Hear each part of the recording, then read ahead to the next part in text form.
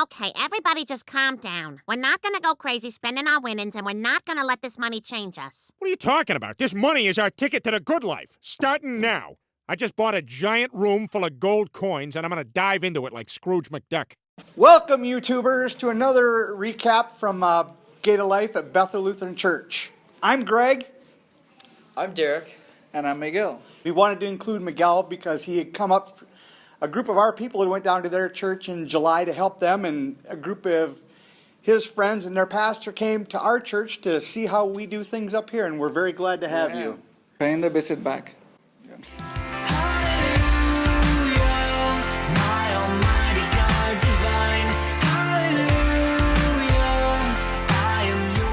Miguel is a guest with us from Cristo Rey in Carolina, Puerto Rico. Welcome. Thank you, thank you. Glad to be here. The first reading was from Amos, and he was talking about how the wealthy were taking care of themselves, not taking care of the poor people. Yeah. And Pastor Norm brought this into Luke with Lazarus being outside the gate waiting for food to hit the ground, nonetheless, at least for him to be able to get a morsel. At the same level of the dogs, or even lower. Right, Yeah. right. It was interesting to see how he talked about people drinking, the rich drinking from bowls of wine and having couches of ivory. Yeah. And, you know, and now the rich went into exile and They were such. the first ones being to exile. Correct. Regarding the second lecture, the letter from Paul to Timothy, it was a pretty interesting one because, again, it was telling them about wanting what you need, not what you want, not being drawn, drawn by your desires of what you would like to have in life. It's just like live with what you have, and be glad that with covering your needs, basic needs. If you have what you need, that's the first thing you need. That you don't need anything else. If you have in excess, then it's not bad to have anything in excess. It's just manage it in an interesting way, and justice. It's all about justice, about sharing with other people, the people in need, what you have. Right, right. I totally understand. So again, the church is called to be the voice of those who don't have a voice in society, and try to bring justice again. It's all about justice. I would try to help those people in need. Right. You know, it's good that we have the ability to help our fellow humans. You know, Of course. In addition to the gospel itself, I love the way the pastor explained it to the kids. Yeah. Well, for those of you who didn't watch what I'm talking about, he just bring the kids up front during the service, and then he brought like a little recipient with money in it, and then he tried to interact with money and say, well, I love your money, and trying to get some reaction from money. Well, of course, money didn't react to his advances, but then he told the kids, well, give me a high five, and then the kids give him a high five, but the money didn't return anything of that. So it's a very simple way with a very strong message that loving money doesn't do any good. No. And for explaining to kids in that way, I think it was awesome. I like it. It was lovely. And again, it was simple. It was for the kids, but it's a strong message even for the adults. Yeah. So then we go into Pastor Norm's sermon today called Tough Love. Again, Amos was unhappy with all the luxuries that the rich had versus what the poor had. You know, the couches with ivory. Yeah. You know, the like. No justice for the poor. You know, nobody had a voice for them. There was no voice.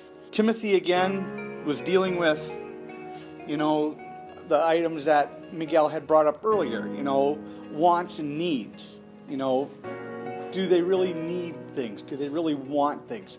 How do you determine what is a want or a need? Do we really need to have steak on Wednesday night every week? Pastor Norm started talking about our lectionary series that we're going to have. Like each pastor is given an assignment, and then from that assignment they have to figure out a way. They can use basically it's just a skeleton is what the assignment is. And then for that skeleton they can branch out and go and create different ways to teach the same lesson to give a different effect. So that's what the new system was. And for the past 5 years it's been varying. So what do you say, for 2 years we had, or 2 or 3 years we had this, it was a story, and before that was a narrative, and now this year. Now we're in the lectionary, back to lectionary again. And he also mentioned about a friend of his who is a pastor up in the Twin Cities area, wrote an op-ed piece for the Star Tribune about cathedrals. Yeah, and comparing them with the extravagance of modern constructions like sports stadiums.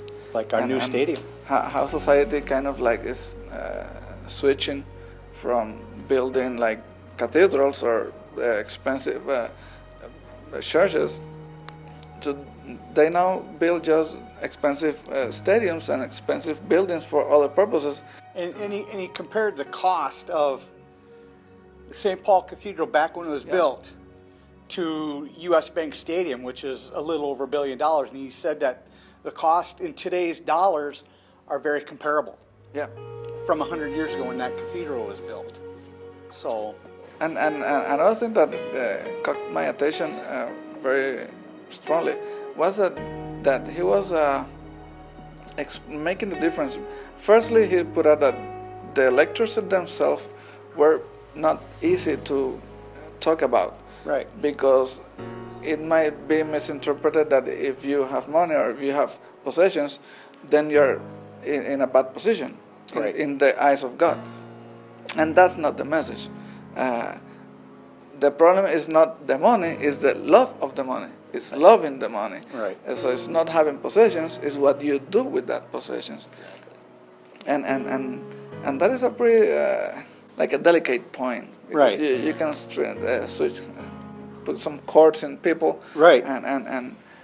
But he made a good job explaining that difference. Oh, yeah. In regarding the message of the gospel. Right. We're thankful that Miguel was able to join us today for our recap. Thank you for inviting me. Well, absolutely. It's kind of nice to get a different, fresh perspective. Well, but then I'm for sure, I know that there will be some more friends this time. Good. When I tell them that I'm in a video in Facebook. Well, good. Oh, yeah. On YouTube. Good. With that, I think we're done. Have a great Sunday. Tengan un buen domingo. Signing off, I'm Greg. I'm Derek. And special guest, Miguel. Yep. Thanks for watching. We'll see you next week. See ya. Ciao.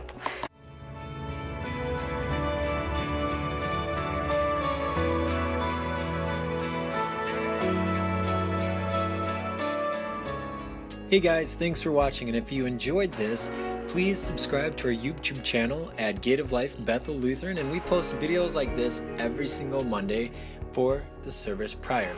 Also, look us up on Facebook at Gate of Life, and you can keep up with any verses or YouTube videos like this through there too. Alright, we'll see you next week.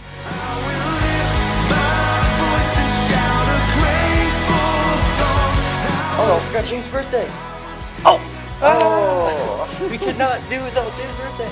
Is it recording? It's James' birthday! James's birthday! How old is he now? we Do you know? he's almost 30.